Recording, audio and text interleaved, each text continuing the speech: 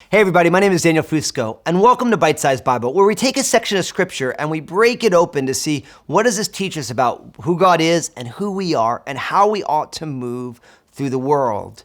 I'm excited today because we're going to get to talk about something that I think is so important, and that's the idea that we have to be a part of something bigger than ourselves. It's one of the things that God always has for us, that we see ourselves as individuals, but we always see ourselves as part of the body of Christ and part of something bigger.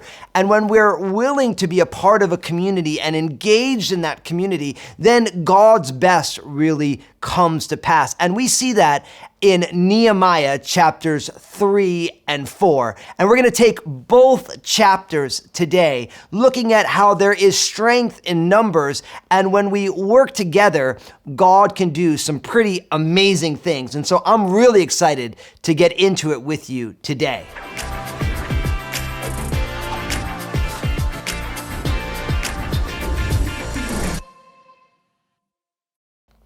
Now, if you look at Nehemiah chapter 3, it is a really long list of all the different people who were serving in the rebuilding and the restoring of the walls of Jerusalem. I want you to read it in your group or in your own time. Oftentimes when I read a chapter like Nehemiah chapter 3, I'm always surprised that the Spirit of God inspired this to be in the scripture, because you say to yourself, man, there's these great chapters in the Bible. How can Nehemiah chapter 3 stand up to like the great Romans chapter 8? And I always like to say that it's in there for a reason, and it reminds us that it takes everyone to be strong. You just imagine the children of Israel as Nehemiah shows up and he's there in Jerusalem. He's like, hey, we want to rebuild the walls and we have all the things that we need. We just need you to be involved in it. You can imagine some people being like, yeah, I don't want to do that. It's going to be hard work. It's never going to work. These walls have been like this for 70 years now. But no, a whole bunch of people jumped on in and did their part. And because everybody was working together, there was strength. And really God created us in that way to remember that we're not as strong as an individual as we are as a community, And so the men and women who jumped in to serve, now for all of time, their names are contained in sacred scripture because they trusted God and they stepped on out to be part of a project that was bigger than any one of them could do. But when they did it together, God did an amazing work. How cool is that? Now, there's a question that's going to be coming on the screen right now. If you're in a community group or in a small group, we want you to discuss this together. And if you're on your own, I don't want you to rush through the questions, because this is really the opportunity to get a little bit deeper into how do we apply God's word to our lives. Go ahead. I'll be right back.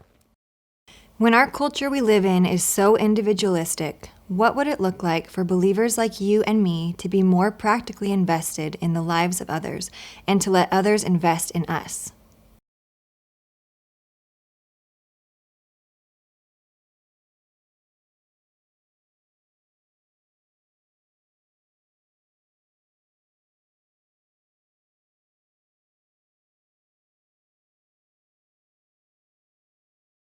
Now, as we move into Nehemiah chapter 4, verses 1 to 12. Again, it's a long passage, so I'm going to want you to read it on your own. It'd be easy to think that, man, because everyone's involved, this thing's going to happen without any issues. And right away, what you realize is that there is issues going on. This man, Sanballat, right away is angry that they're rebuilding the walls. He's bringing all of his friends involved, and they're bringing a coalition together, and they're saying, man, listen, we're not going to let this thing happen. And there's an important principle that we learn from Nehemiah chapter 4, verses 1 to 12, and that's that you and I, we need to expect opposition.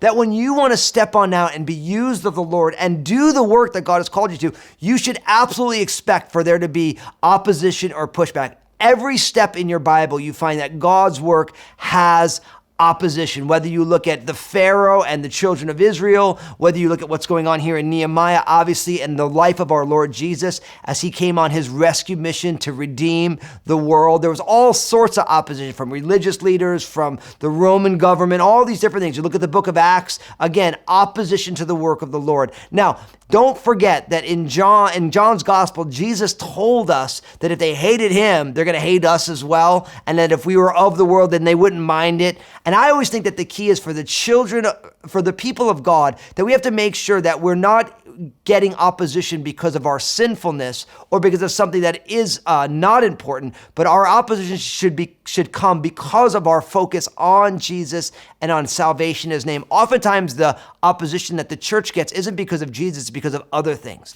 And I think it's very, very important that we want to make sure we keep the main thing, and that is keeping Jesus front and center. And when you want to step on out and be used of the Lord, you should expect opposition, but we got to make sure it's good opposition because of Jesus. So again, there's a question that's coming on up, and I do want you to read Nehemiah 4, verses 1 to 12 in your group, but I want you to talk about it in your group or on your own. Spend some time, journal about it, ponder how God wants to apply this text to your life. Go ahead.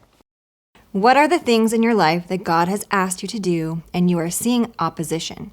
What are the hurdles you are facing?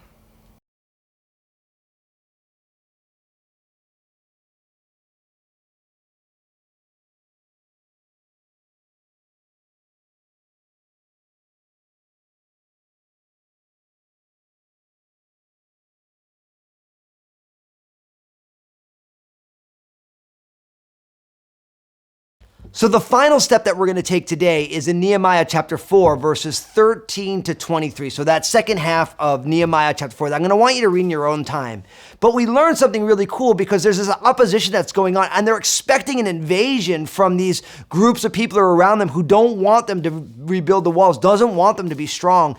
And what Nehemiah does is he adjusts what he's doing. And what you find is that now he's got people working and they're also holding weapons. There are people who are working and there are people who are there standing guard. There were whole families there. They set up a guy with a trumpet, a shofar, that if there was an invasion, they'd blow the shofar and everyone would come to defend the people. So really what you learn here is they still did what they were supposed to do, but they adjusted their strategy. And really what it teaches us is that your strategy will ultimately lead to your outcome. And you need to make sure that as you're serving the Lord, that you're willing to adjust your strategy to make sure it takes into account whatever the variables are either holding you back or the issues that exist. And there's that old saying that the definition of insanity is doing the same thing over and over again and hoping to get a different result. So if you're in your life with Jesus, if you're not seeing the fruit that you want to see, you might want to look at your strategy, because your strategy determines your outcomes, and say, I don't want to focus on the outcome. I want to focus on the habits or the strategies that get me to the outcome. Nehemiah is masterful at that because he doesn't pretend that the opposition isn't real, and he doesn't pretend that the opposition can't wreak havoc upon his community. So he makes those strategic adjustments to make sure that his outcome happens, the walls get built, and that the people are safe, but he has to take them into account. And part of, I think, one of the keys to growing in each different season of our spiritual life is to be willing to adjust our tactics or our strategies to make sure that we will accomplish the very things that God has for us. So there's one more question in your group. I want you to talk about it. If you're on your own, listen, don't rush. God wants to apply this stuff to your life. So let's let him do that. Go ahead. I'll be right back.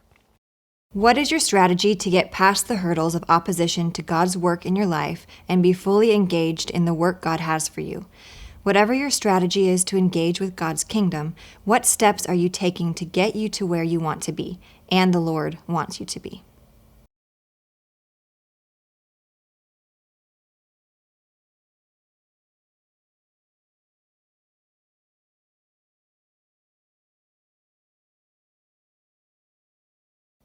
Well, I want to thank you for joining me today on Bite Size Bible as we've studied Nehemiah chapter 3 and 4 together. We're learning there's strength in numbers. God wants us to be part of something bigger than ourselves. So we're part of a community that has a shared vision, that we work together to join Jesus in the things that he wants us to be doing. So thanks for joining me. I can't wait to see you next time. God bless.